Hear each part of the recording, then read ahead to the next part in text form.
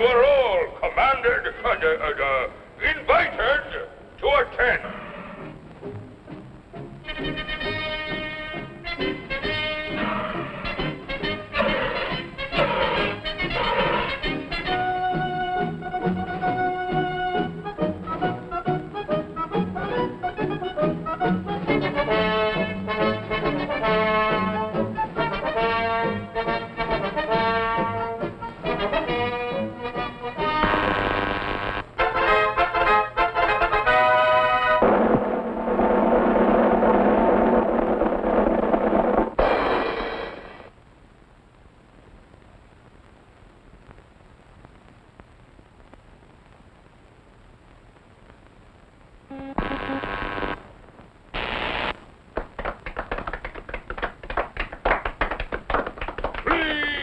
Please, thank you for this unsolicited testimonial. And now, by special permission of the Commander-in-Chief, me, here is Mars' first space explorer, Colonel Cosmic.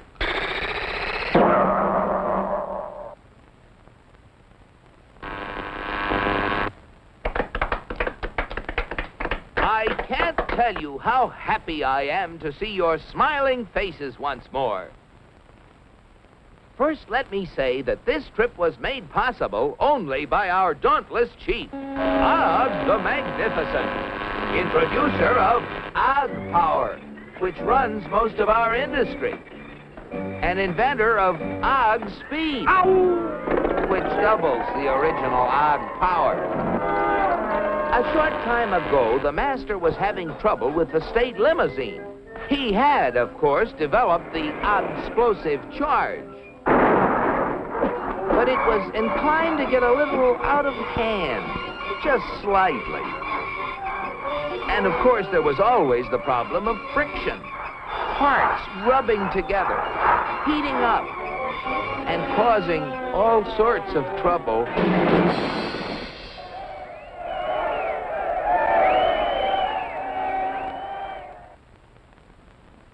But our leader was undaunted.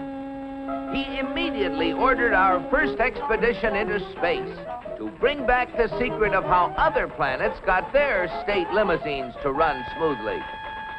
The target was picked with painstaking scientific accuracy.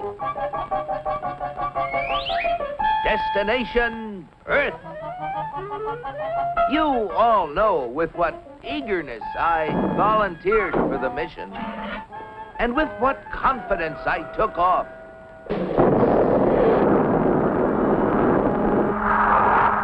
I took careful bearings and set out for my goal. It seemed no time till I was approaching a country of Earth called, the United States of America. I set her down like a feather.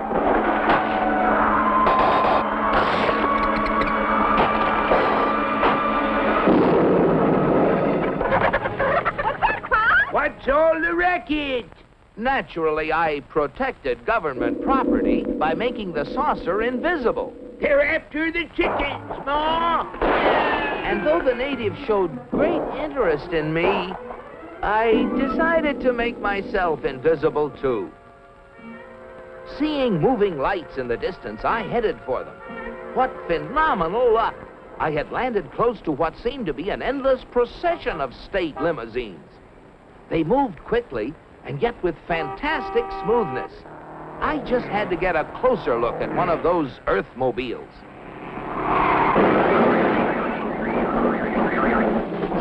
Just as I thought. Not only smooth and efficient, but powerful as well. I watched them for hours. Great Ganymede, they were superb. I just couldn't help comparing them with ours, if you call that a comparison.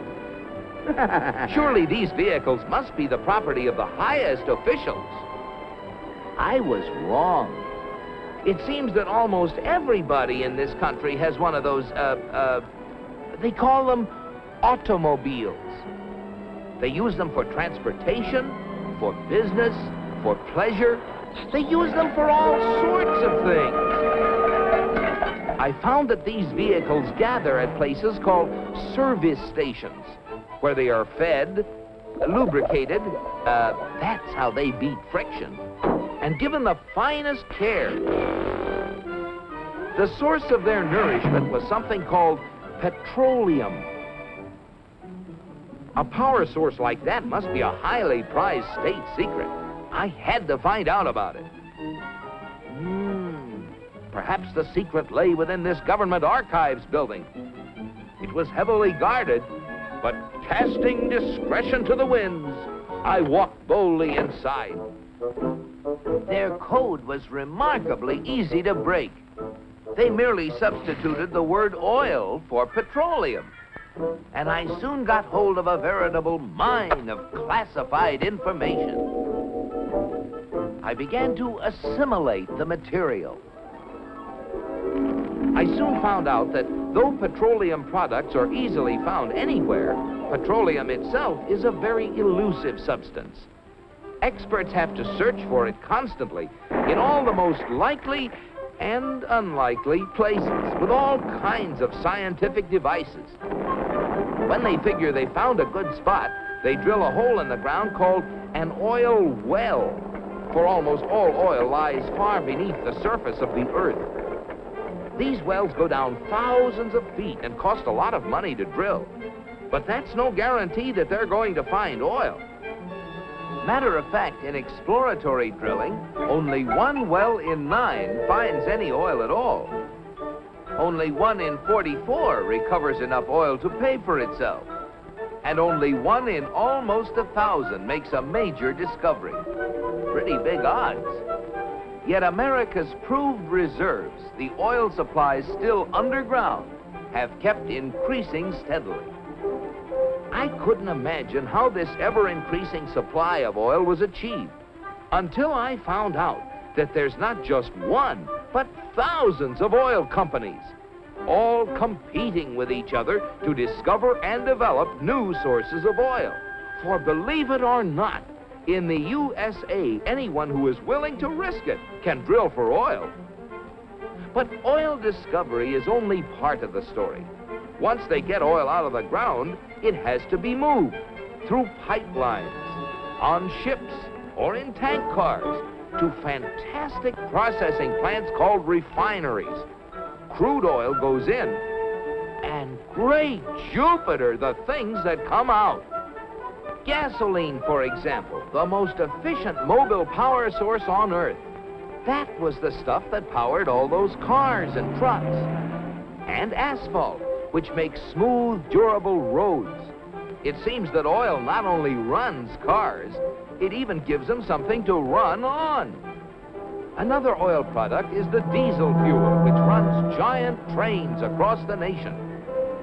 In winter, fuel oil made from petroleum brings warmth and comfort to millions of homes. And still other fuels help defend America's shores and skies. From refineries also come the lubricating oils and greases that keep the wheels turning in America. But that still isn't all. Crude oil, like everything else, is made up of billions of tiny molecules.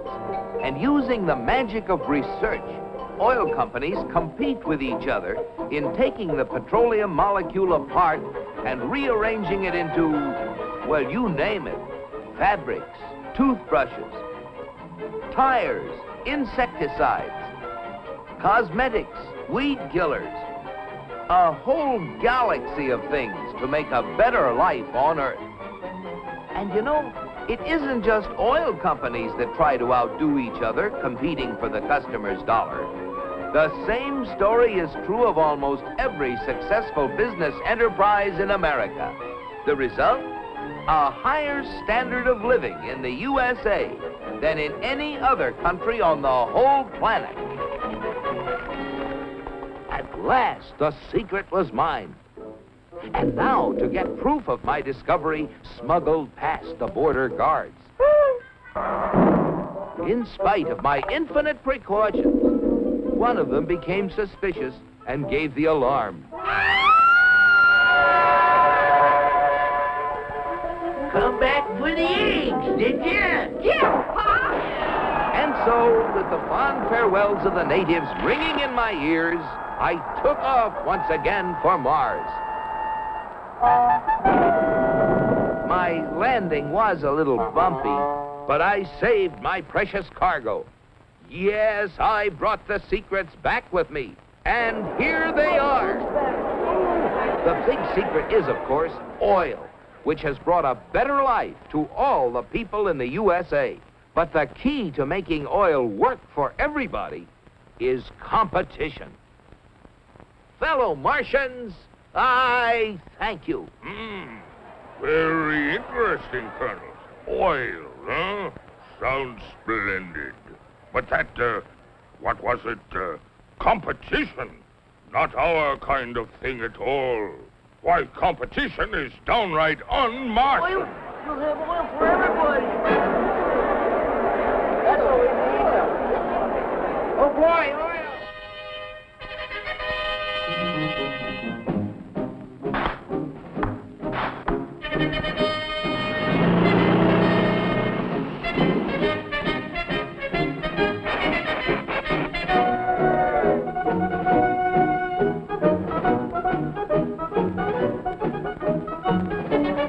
Look at them.